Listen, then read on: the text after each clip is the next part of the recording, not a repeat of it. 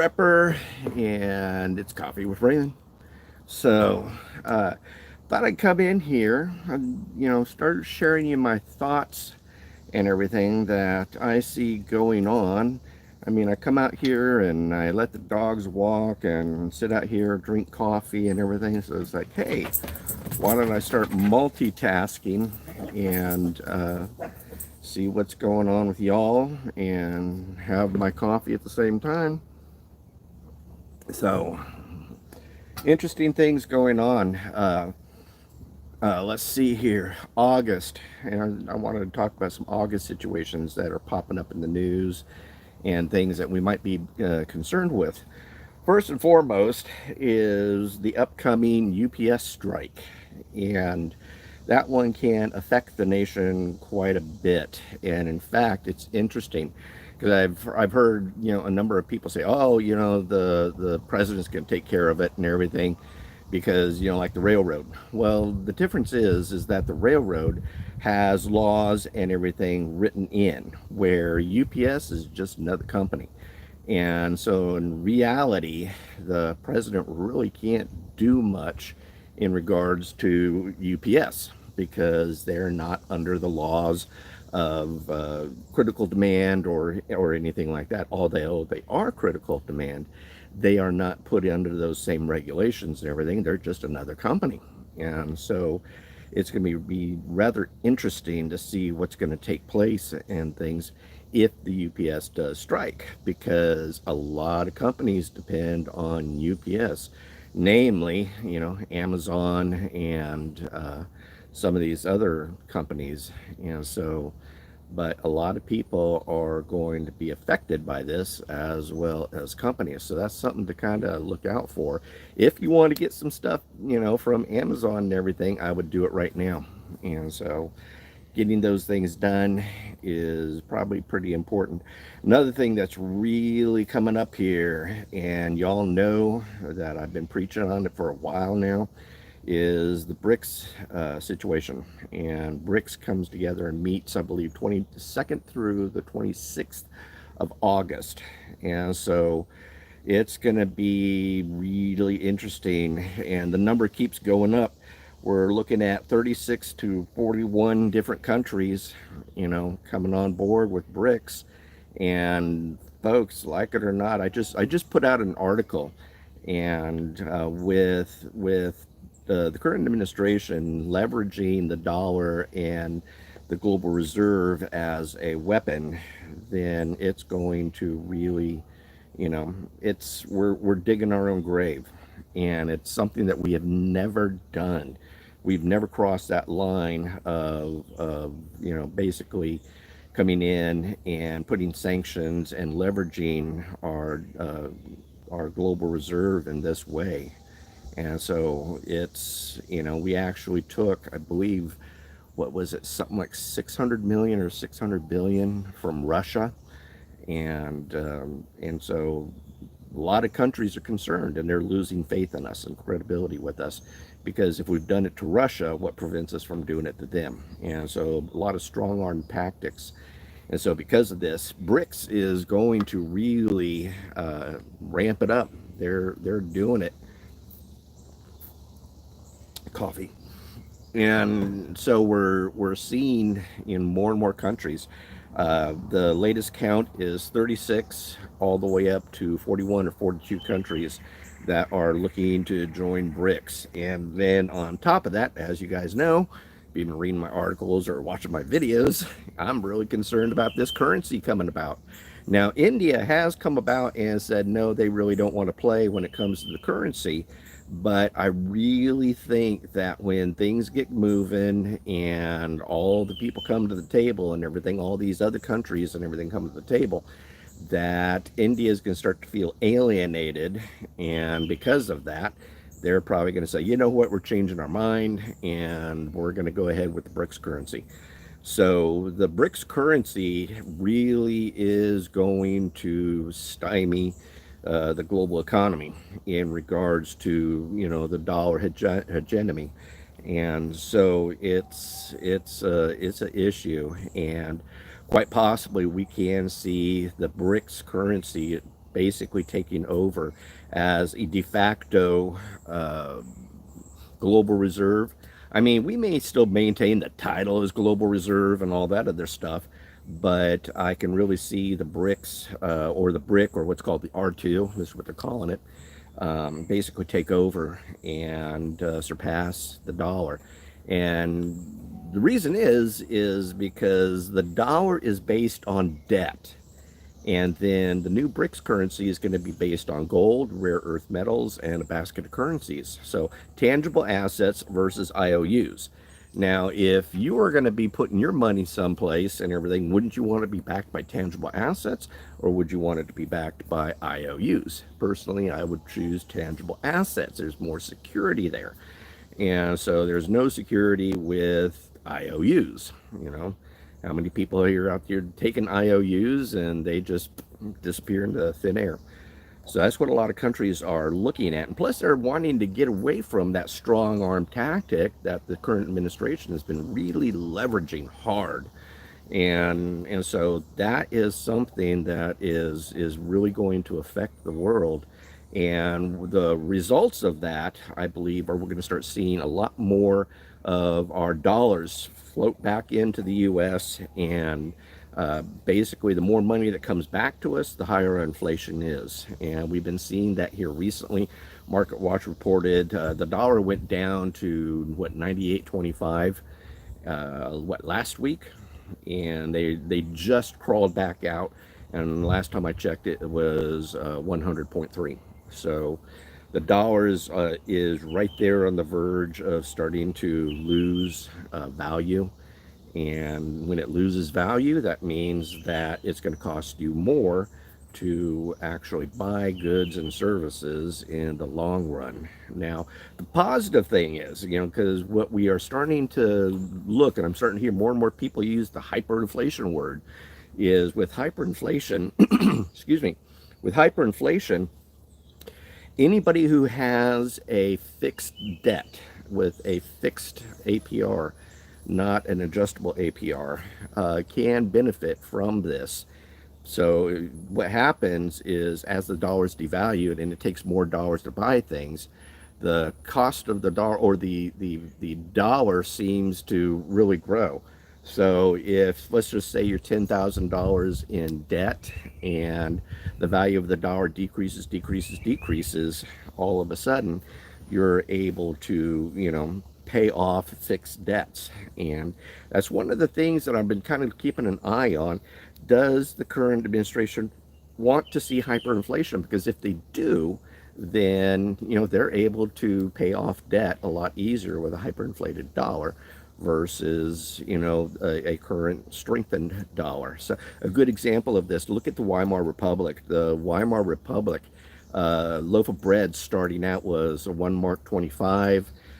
Within 2 years, a loaf of bread, I believe, was something like 200 million marks, because the mark became baseless. And it just, you see pictures of people wheeling around wheelbarrows full of money and everything just to go buy a loaf of bread.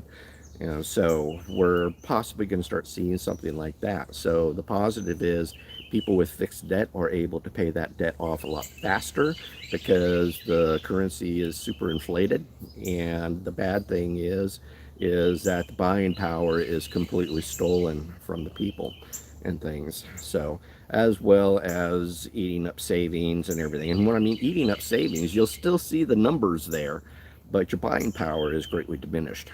So that's something else that I'm seeing taking place in August. Janet Yellen has been popping up in the news here recently, saying that we're going to probably start seeing more banks needing to merge, and that's code word for failure. And a while back, about last month, they were talking about 220. We are now up to 465 banks. 465 banks are in the danger zone now. And a reason is because a lot of the banks have put their money into T-bills. T-bills back when they were only getting an interest rate of 2%, maybe 2.5 or something like that. Well, T-bills now are selling for 4.25 or 5 point something. And so there's a better payoff with that versus the 1.5, 2.5 T-bills prior. So those T-bills, those older T-bills have lost value, and so because of that, these banks are suffering and are going to really hit it because they don't have the liquidity. And so it's an interesting situation. So that is starting to pop up. Janet Yellen is starting to prepare the people and everything by saying more bank mergers are going to be needed. So, you know, that's an issue. Let's see. Health Ranger put out a really good report the other day about 13 countries who are wanting to see global famine, and basically all in a response to climate control or climate change. And growing food is now bad for the climate, and yet it's interesting. On one side, the UN is saying, "Oh, we've got a famine, and we got feed people, and all this other stuff." And on the other side, they're also saying that farming and ranching is bad for the global environment and everything. And I mean, folks, they're really pushing to have us start eating bugs and lab-grown meat.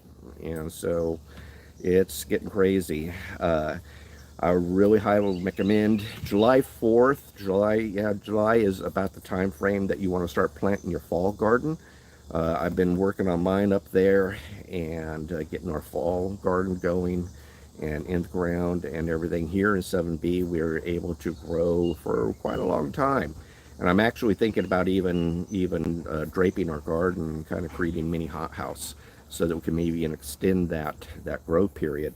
But really, folks, start looking at growing your own. Start looking at even maybe getting some sort of small livestock and everything. Get a couple chickens for the backyard.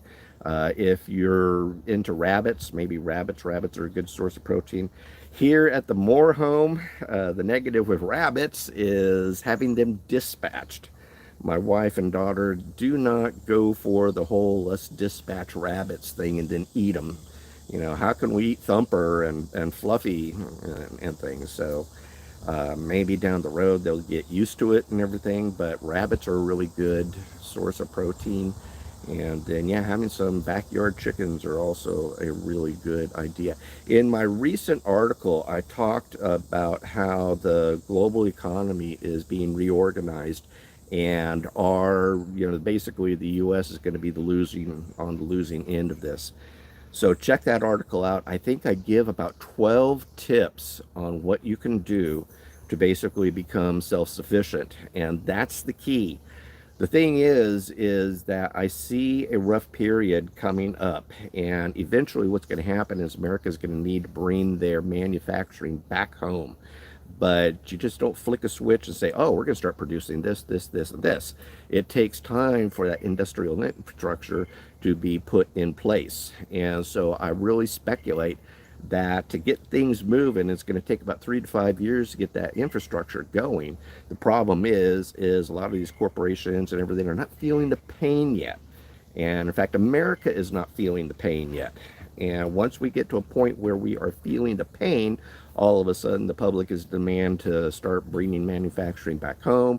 We're going to start seeing investment dollars and everybody move back into the industrial infrastructure and things. But right now, it ain't there. And in some cases, we can see up to maybe 10 years for certain things to evolve and bring that manufacturing back. So the key thing is, this is something I'm going to start preaching on here, is that we need to build an arc. So we're going to go into a time frame of severe pain. And so the more things that you can do now to prepare while your dollar still has some buying power to it and so forth, is start getting your arc prepared. Start doing a lot of things that you can. Grow a garden. Start looking at tangible assets such as garden tools, kitchen tools, regular tools. Start looking at getting some junk silver on hand. start looking at some of these, getting some survival food in a sense. I'm a big fan of Hogs and Farms, and in fact, if you go to raymondmhor.com/shop, I've got my Hogs and Farms list that I watch, and that's how I watch for buy deals. So you can use that same thing too. Go there, check it out, and see what is happening there. As well as, I'm a big fan of Thrive Life, and Thrive is 20-year shelf-stable food, mostly freeze-dried and dehydrated.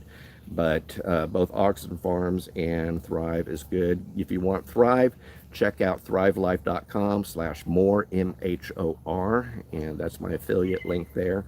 And then again, go to raymondmhor.com/shop.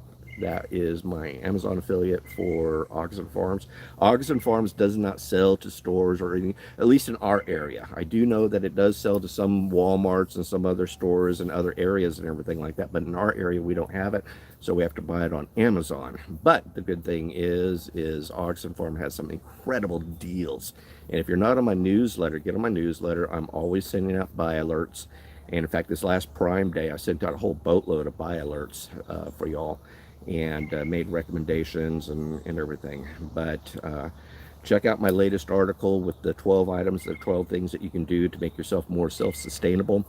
And then also other things I'm recommending people to do is look into what you do for consumer goods.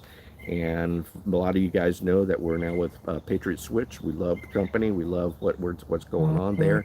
We love the products. And what we're doing is we're shifting and switching our buying patterns from Walmart over to Patriot Switch. And so check that out.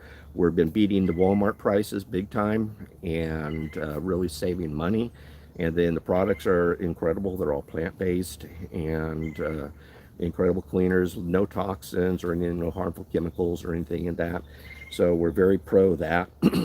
But these are things that you can do right now to start building your arc, because again, I believe that we're going to be going through a time frame of about 3 to 5, maybe all the way up to 10 years of hardship. And then once we break through to that other side, once we survive that coming storm and get through it, then things are going to start looking pretty good.